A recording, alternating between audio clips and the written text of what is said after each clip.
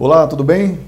Então, estamos aqui pela primeira vez no nosso estúdio do Novo, inaugurando essa estrutura, tudo que foi montado aqui para o nosso novo noticias.com.br e recebendo também hoje, com muita honra, o ministro das Comunicações, Fábio Faria. Fábio, muito obrigado primeiro por sua presença aqui nessa inauguração do nosso estúdio, viu? Você é o nosso primeiro convidado. Valeu, obrigado. Uma honra muito grande, Daniel, Jean e a todos aqui do Novo. Prazer. Aqui comigo também, Jean Valério, para fazer essa entrevista aqui, bater um papo com o ministro. Essa entrevista que também estará no Novo Notícias, que circula na segunda-feira, dia 30 de agosto, também circulando pela primeira vez na segunda-feira, um jornal que todos estão acostumados a receber aí no sábado, nas casas, nas ruas, nos principais pontos da cidade do Natal e da Grande Natal. Ministro, a gente começa aqui conversando um pouquinho sobre o seu trabalho que você tem feito em Brasília, né, esses desafios que o governo Bolsonaro tem colocado. O principal deles, claro, e que mexe com a vida de todo mundo, é o 5G tão esperado no Brasil. Como é que está o 5G hoje? Qual a expectativa que realmente o brasileiro possa ter acesso a ele? Daniel, o 5G é o principal desafio que eu tenho lá no Ministério, que a gente tem. São 14 meses de trabalho. Quando eu assumi em junho do ano passado, todo mundo achava que o 5G não iria sair, estávamos no meio de uma pandemia, e a gente fez um grupo lá com a turma lá do Ministério, que são todos técnicos da Anatel, interagi com a Anatel, depois trouxe o TCU para participar, fizemos várias viagens para conhecer as empresas de equipamento, tanto na Europa, na Ásia, fomos para os Estados Unidos também, e a gente conseguiu colocar de pé. O 5G, ninguém tem noção do tamanho do que vai ser o 5G para o Brasil. Vai revolucionar toda a nossa cadeia produtiva, nossa indústria. A gente vai ter, não é só velocidade, né? Hoje o 4G aqui no celular, você tem a velocidade de 30 a 50 megabits. O 5G é 1 gigabit. Então é muito mais rápido. A gente vai ter o tempo de delay, né, que é a latência baixa, o tempo de resposta vai fazer com que coisa possa se conectar com coisas. Vai ter o veículo não sem motorista, o driverless car. A gente vai ter a telemedicina, um paciente lá em São Miguel, na região oeste, pode ter lá um centro cirúrgico, um médico pode fazer cirurgia de São Paulo. Isso por causa do 5G. Então, o nosso agronegócio vai crescer 20% ao ano, depois do 5G. Nós teremos a educação que vai, com a internet das coisas, várias outras profissões chegarão no Brasil. Segurança pública, nem se fala. Então, assim, vai ser um ganho muito grande de produtividade e o 5G vai ser votado, foi votado no TCU semana passada, 7 votos a 0, né, porque o que pediu vídeo ainda não votou. O Pleno vai retomar agora na quarta-feira, às 2h30, e daqui a um pouco mais de 30 dias, eu tenho certeza que nós teremos aí o edital e o leilão do 5G, e eu posso garantir que está no edital, é um compromisso, é uma obrigação. Até julho do ano que vem, todas as 27 capitais terão 5G, incluindo a nossa capital natal. Como é que essa revolução, ministro, chega nos mais pobres, né? Vamos trazendo para a realidade do Nordeste e a do Rio Grande do Norte. Como é que isso vai impactar na vida dessas famílias? Muitas famílias que não têm acesso hoje à internet, à educação, à informação de qualidade. Primeiro que as obrigações fazem com que a gente leve internet para quem não tem. No Brasil nós temos 40 milhões de pessoas que não têm internet. O leilão do 5G é não arrecadatório. O que é que quer dizer isso? O valor da outorga, que vai ser em torno de 45 bilhões de reais, a gente vai pegar esse recurso, 90% dele, para investimento. Então a gente vai ter 40 milhões de brasileiros não têm internet que terão, além do programa que nós temos no Ministério do Wi-Fi Brasil. Então com isso você vai levar a internet para as pessoas. A gente está levando o Wi-Fi Brasil, a gente leva educação para a criança, cursos profissionalizantes para os pais e para as mães. Então muita gente já aprendendo, a mulher dona de casa que está ali cuidando do filho, com as creches fechadas, escolas fechadas, elas aprendem a fazer uma receita de bolo, de sobremesa. O pai aprende a fazer um curso de garçom, ganha o seu emprego, um salário extra. E o 5G traz novas profissões. Quando você fala, o agro vai crescer 20%, vamos ter 20% a mais de emprego no agro. Aí quando você vai para o setor de mineração, vai para o setor de fruticultura, então todos esses setores vão crescer muito, vão precisar de mão de obra, então tem mais geração de emprego. Então assim, é um efeito dominó em toda a cadeia produtiva, que a gente vai ter uma grande produtividade muito grande no Brasil. Agora, ministro, além dessa missão com 5G, existe outra que está sob sua responsabilidade, que é a privatização dos Correios, né? E ao contrário do 5G, que a gente sabe do benefício que isso vai trazer, da revolução que vai ser a transformação de vidas e social, a gente também passa, no momento em que se discute a privatização dos Correios, por outros questionamentos. Funcionários, em boa parte, são contra. Existe aí uma verdadeira campanha sindical em torno da não privatização dos Correios. Por que é necessária essa privatização e como é que o governo responde a essas críticas? Muito simples. Primeiro que o governo Bolsonaro foi eleito como governo liberal na economia. Então esse projeto estava na pauta e ele foi vencedor nas eleições. Ele teve 57 milhões de votos, que aprovou a plataforma do governo, que o ministro Paulo Guedes comanda a economia, com Roberto Campos no Banco Central, Montezano no BNDES e toda a estrutura econômica. E o que é que existe no Brasil? Nos Correios, nós temos o setor de encomendas e o setor de cartas, que é o setor postal. O setor postal, cada ano que passa, ele cai muito, a redução muito grande. Antigamente você recebia muita carta, boleto, e hoje em dia você faz tudo pela internet, vê o Pix. E isso é uma obrigação que manda a Constituição. Então, o que é que faz os Correios pagar isso? Ele ganha dinheiro com encomendas, os Correios, é lucrativo, e por ser lucrativo, ele cobre as despesas para poder arcar com os serviços postais. Só que os Correios precisariam de 2,5 bi por ano, no mínimo, para se manter competitivo diante a Amazon, a FedEx, a Magazine Luiza, Mercado Livre. Todas essas empresas estão tomando dos Correios em torno de 20% ao ano. Então vai chegar uma hora, daqui a 3, 4, 5, 8 anos, no máximo, que os Correios vai zerar a sua receita de encomendas. Então os Correios têm um custo de 20 bilhões por ano, se você colocar os custos Correios. Nem caberia no teto de gastos. Então a gente teria mais um dispositivo da Constituição que não ia valer de nada, que ia ser apenas obrigado a você entregar serviço postal e não ia ter receita para isso. Então nós temos uma janela de oportunidade, que é fazer com que a empresa entre nos Correios, assuma todas as responsabilidades, as obrigações, que é de entregar cartas em todo o território nacional, em 95% do território nacional. E além disso, ele vai conseguir ter esse investimento no setor de encomendas para que o Correios fique uma empresa competitiva. Na Alemanha, privatizou a DHL, hoje é uma das maiores do mundo. Em vários outros países, quando você vê esses processos de privatizações, você vê a Vale do Rio Doce. Ela é muito maior do que quando era estatal. E eu tenho certeza que os Correios, pela posição que o Brasil tem, na América Latina, proximidade com a Europa, para a África, tem tudo como para ser o maior player da América Latina.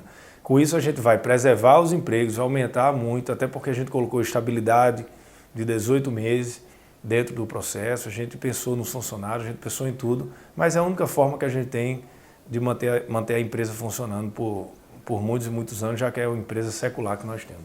Ministro, você falou dos Correios, o presidente Bolsonaro foi eleito com uma pauta liberal, como você bem mesmo disse, mas as privatizações, elas não aconteceram da forma que o governo desejava, da forma que ele desejava e que anunciou, né, lá no início. Essa dos Correios, a gente sente essas dificuldades, a burocracia.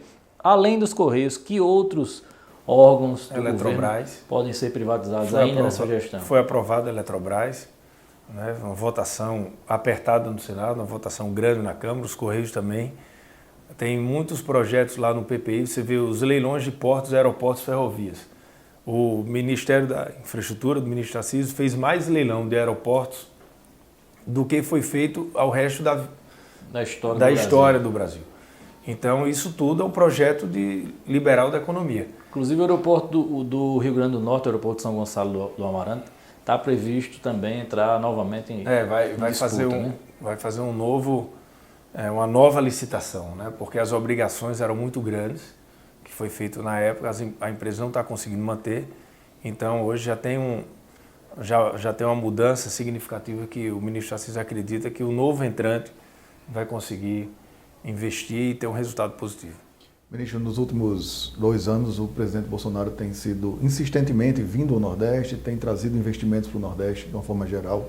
ele que teve grande dificuldade no eleitorado aqui na sua eleição, foi a região realmente que ele não conseguiu ter sucesso. Há uma visão do governo de que de alguma forma, esse investimento que ele tem trazido nesse momento vai surtir efeito eleitoral? Eu acredito que sim, no momento certo. Estamos vivendo um momento conturbado, né? Muita polêmica, muita discussão, muita briga. E isso faz com que as entregas do governo elas não sejam observadas, não tem percepção. Né? O noticiário ele é coberto daquilo que mais dá clique, daquilo que mais dá curiosidade. E hoje você vê só isso acontecer.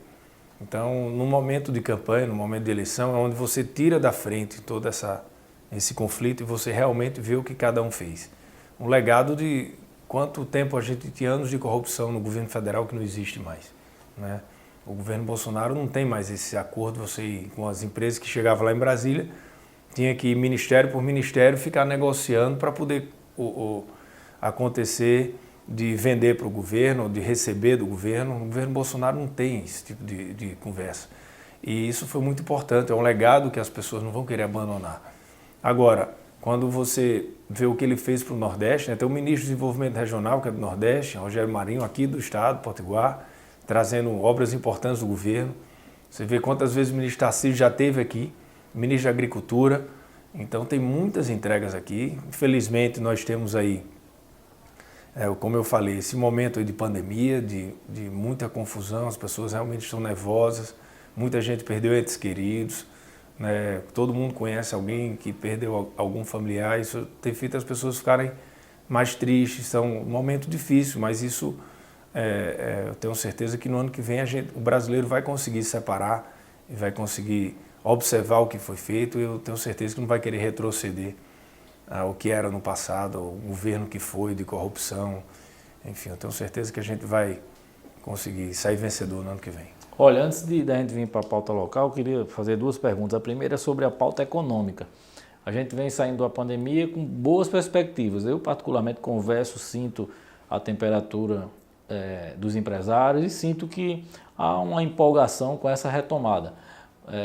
Porém, haviam pesquisas, análises econômicas que comprovariam que a gente cresceria até o final do ano, talvez ali 7%, chegou até 7% do PIB, agora está entre 5% e 6%, né? E de repente essa pauta política, essa guerra política que você bem disse, essa polêmica toda, ela me parece que atrapalha um pouco esse cenário econômico. Como é que você está vendo tudo isso? Logo você também que conduz a comunicação do governo federal e que repercute diretamente na economia. Eu vejo isso já um trabalho muito forte da oposição. Existe o presidente Bolsonaro ele derrotou todo o sistema. Né? Você vê quem é que estava com ele. Ele não tinha partido, ele não tinha ninguém do judiciário apoiando, ele não tinha nenhum partido político grande, ele não tinha nenhum medalhão. Ele foi eleito contra tudo e contra todos. E essas pessoas, muita gente achou que ele ia governar ali com o sistema, e ele não governou com o sistema. Quem ele enfrentou, ele continua enfrentando. Então isso fez com que todos esses se unissem contra ele. Então você consegue ter nos meios de comunicação, não todos eles, mas numa grande maioria, você vê na oposição, não só do PT, mas também vários outros partidos, uma união de pauta, de geração de pauta negativa. Isso faz com que atrapalhe realmente. Isso é um jogo que 2022 já está sendo jogado, ali é o pré-jogo, né, quando tem um esquenta ali do ano que vem, mas muito disso é para atrapalhar mesmo. Vários deputados de oposição, vários políticos de oposição preferem que a economia não cresça muito porque isso iria ajudar o presidente. Então eles vão fazer de tudo para atrapalhar. É uma boa e verdadeira análise essa sua. Mas por outro lado, você não acha que o presidente às vezes, talvez pelo estilo de ser e não guardar nada, algumas declarações acabam por piorar esse ambiente junto aos jornais, talvez ele não parta para um conflito aberto que dificultaria ainda mais essas pautas positivas? Aí até como curiosidade, você enquanto gestor dessa parte de comunicação, você chega a dialogar com o presidente sobre esses temas mais polêmicos? Não, claro, a gente dialoga, mas assim, o presidente acorda todos os dias com pancadaria de todo lugar. E muitas vezes o que a mídia mostra é só a reação dele, mas ele reagiu a algo já. Então, num momento desse de conflito, não é hora de só cobrar de um. É hora de cobrar de todos. Cada um, ó, pessoal, tá aqui, você passou aqui do ponto, você reagiu também, passou do ponto, você também. Vamos recolher as armas, vamos propor aquele novo armistício que foi feito ano passado. Eu lembro quando eu assumi, estava num momento igual a esse. E a gente conseguiu recolher as armas de todo mundo. Perfeito. Tinha vários processos ali andando no TSE, o presidente também respondendo, e ali a gente ouve. Agora ouve o quê? Todo mundo, de todos os poderes, né? A harmonia dos poderes. Cada um colocou uma linha ali, não imaginária disso. Eu não passo daqui que eu não vou passar dali. Então é o momento que a gente está buscando agora. Nós que somos agentes políticos, né, estamos no centro de poder, tem essa obrigação de fazer com que os ânimos se acalmem, porque não adianta só pensar na eleição, porque para a oposição é muito bom isso que está acontecendo, só é ruim para o presidente, né, só prejudica o governo. Mas, enfim, é importante também que tenha essas reações para que essas pessoas saibam também que isso não é uma ideia só dele, que tem muita gente no Brasil que também pensa da mesma forma. Do ponto de vista da comunicação, você falou algo interessante e eu vou emendar minha pergunta aqui, eu acho que para a gente partir para a pauta local. Quando você assumiu era um momento de muita turbulência, eu me lembro muito bem e me parece que você com sua equipe conseguiu construir uma comunicação mais proativa, mais próxima dos formadores de opinião e o próprio presidente mudou um pouco a postura naquele momento. Foi quando ele estava num desgaste grande, me parece que melhorou a análise, a preferência da opinião pública em relação ao governo e agora ele volta a adotar esse discurso mais bélico, digamos assim. E aí eu queria duas análises. A primeira também foi um bombardeio que vocês enfrentaram no início da pandemia, principalmente com demora do início de vacinação, uso de máscara, todas aquelas polêmicas que nós passamos. Mas me parece também que depois o governo entrou com uma comunicação forte. E isso ajudou bastante a população a entender o papel importante do governo federal. Eu queria que você fizesse a análise desse momento enquanto gestor da comunicação e do esforço que o governo federal teve, eu sei que teve, para que a população pudesse perceber esse trabalho de combate à pandemia. É isso, é o tempo só, né? Hoje a gente passou os Estados Unidos na primeira dose, vamos passar na segunda dose também, um país que tem mais de 300 milhões de habitantes. O Brasil é o quarto país que mais vacina no mundo. Estamos com a média de 2 milhões de vacinados por dia. Então, assim, a gente tem mantido aí uma sequência muito forte. Só tem uma forma da gente sair da pandemia, vacinando a população, a vacinação em massa, depois para ter retomada econômica. O governo tem trabalhado para isso. No começo venderam uma narrativa muito forte que não teríamos vacina, que não iríamos vacinar, que o governo comprou vacinas. E se a gente tivesse comprado tudo esse ano, não teria como vacinar todo mundo, né? A prova de que já existia todo um comando do governo, que existia por parte do presidente, que ainda existe, que ele não vai abrir mão, é a liberdade. Ele é defensor da liberdade em tudo. Hoje no Brasil nós temos um dos índices maiores do mundo, 94% da população quer se vacinar e está se vacinando. Nos Estados Unidos tem em torno de 70%.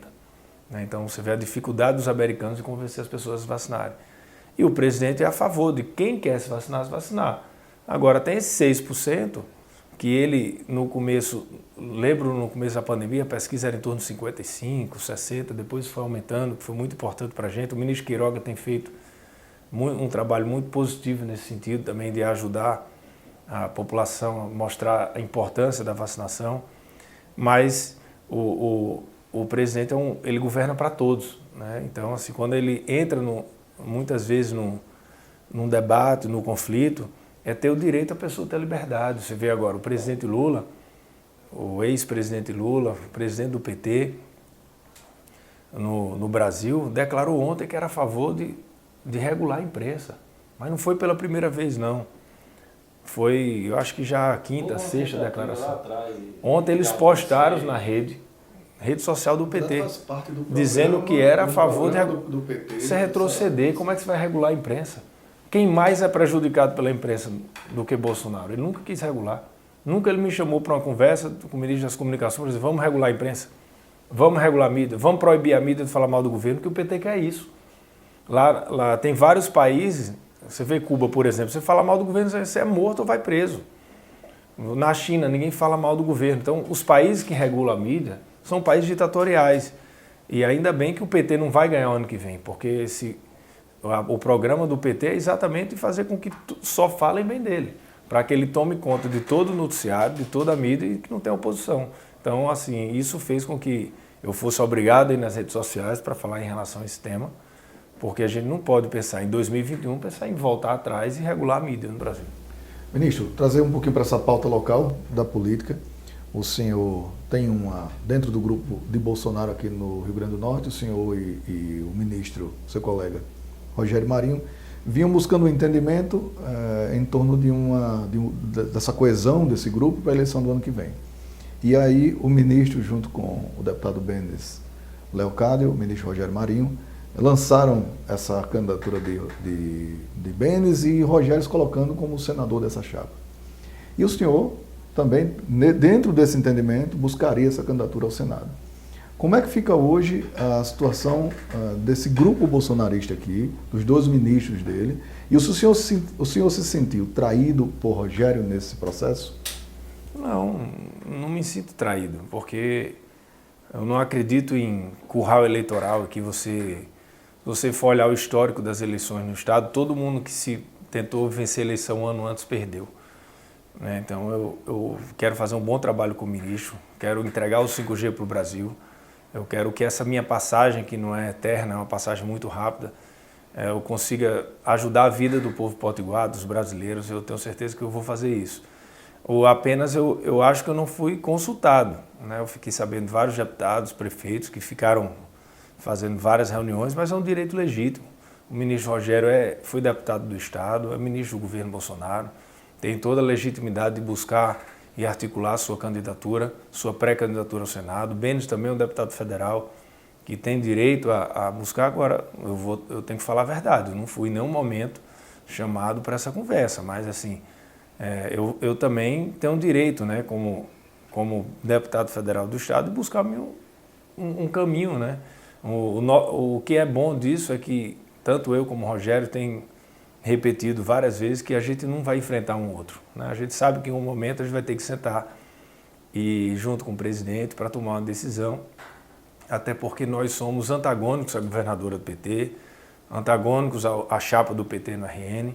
Isso está acontecendo porque a oposição está se mexendo tanto, porque nós sabemos, de acordo com todas as pesquisas, que Fátima tem um teto, né, e que a população está muito mal avaliada no Estado.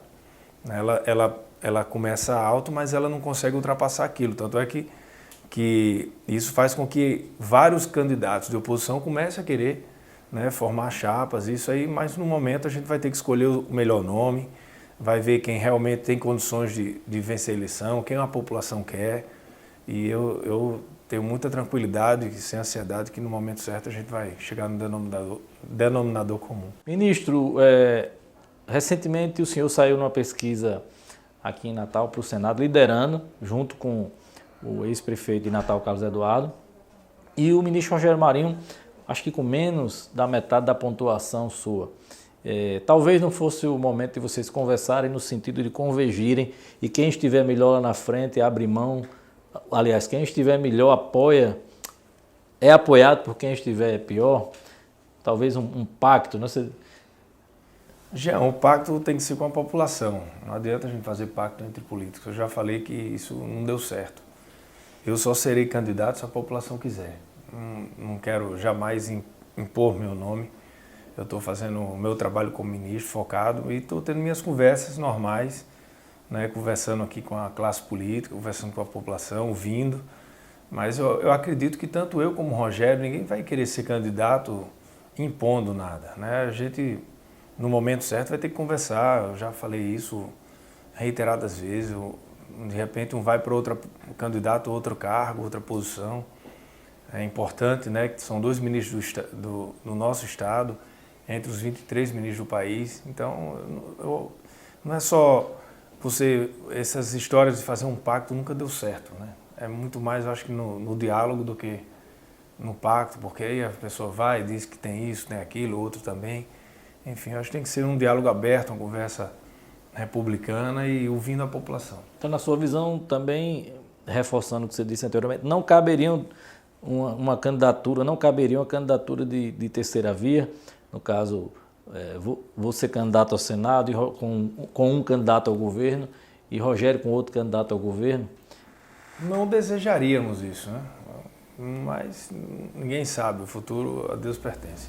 Bom, aí nesse caso, o senhor, depois de que houve esse lançamento da candidatura de Benes com o Rogério, o senhor começou a procurar alguns outros políticos. O senhor teve com o ex-prefeito de Natal, Carlos Eduardo. Como é que foi a conversa e houve alguma colocação no meio dessa conversa para que vocês possam caminhar juntos na eleição do ano que vem? Então, Daniel, eu estou conversando com o Carlos, conversei com ele, tenho conversado com ele por telefone também, pessoalmente. Amanhã eu vou ter uma conversa com o prefeito Álvaro Dias, vou ter uma conversa com o prefeito de Mossoró hoje. São nomes que estão muito bem colocados nas minhas pesquisas. Eu tenho 8 pesquisas, né? 5 ou 6 públicas, mas tem outras que nós fizemos. E o meu desejo é um candidato competitivo para derrotar a Fátima. Acho que todo mundo tem legitimidade para buscar a sua candidatura. Então eu vejo esses nomes, né? Alguns nomes que realmente agregariam muito com a população.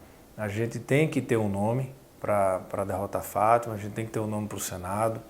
Isso eu tenho certeza que a oposição vai tentar buscar um nome de consenso para ser uma chapa única, mas isso é muito difícil, né? Até no lado do governo, você vê, o pessoal vai querer ter candidato, ou depois o outro partido, sempre acaba tendo 4, 5 candidatos, candidatura, isso é normal. Mas assim, eu vou continuar dialogando, conversando. Agora, desde que tenha uma premissa básica, a gente vai enfrentar o PT. Então eu não posso apoiar ninguém que apoie um candidato a presidente, que apoie um candidato de esquerda. Eu apoio o presidente Bolsonaro, acredito na reeleição dele, vou ficar com ele até o final. O governo dele tem muitas entregas para o Estado, né? Sou muito grato pelo convite que ele me fez para ser ministro.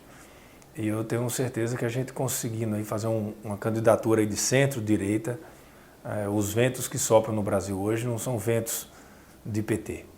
Lula não vem só, Lula vem com o PT todo, que nós já sabemos como foi o governo passado, os 14 anos, e como é o governo agora do presidente Bolsonaro. Então tenho certeza que aí, no momento que Lula entrar no ringue, que agora ele está fora, hoje todo mundo só fala de Bolsonaro, Bolsonaro, Bolsonaro, Bolsonaro, Bolsonaro, em todas as rodas, e ele está assistindo de camarote. Mas vai chegar uma hora que ele vai ter que descer do camarote e entrar no campo, aí vai começar a sair muitas coisas que hoje a população está esquecida. Essa viagem que o ex-presidente Lula começou a fazer pelo Nordeste, você não acha que já é essa entrada no campo ou isso ainda não está valendo? Não, a entrada no campo sem gente. Porque quem coloca a gente na rua é Bolsonaro. Onde ele vai? Os encontros do PT, eu vi inclusive vídeos, ele no Ceará, pouquíssima gente, cadeiras vazias, lugares fechados. Aqui vai ter um almoço, ninguém sabe nem onde vai ser. Então, assim, eles estão conversando com líderes políticos, porque sabem que se eles forem para a rua, tem muita gente, né, com a memória aí, que ficaram 14 anos, né, sofrendo, e que eles não conseguem colocar a gente na rua. Hoje, o político no Brasil, o único político do Brasil que sai na rua, não sai com a população do lado, é o Bolsonaro. Jean, tem mais alguma pergunta? A gente pode encerrar? Ou tem alguma coisa que você queira colocar, ministro? Eu acho que vou pegar aqui uma coisa que eu falei para ele lá.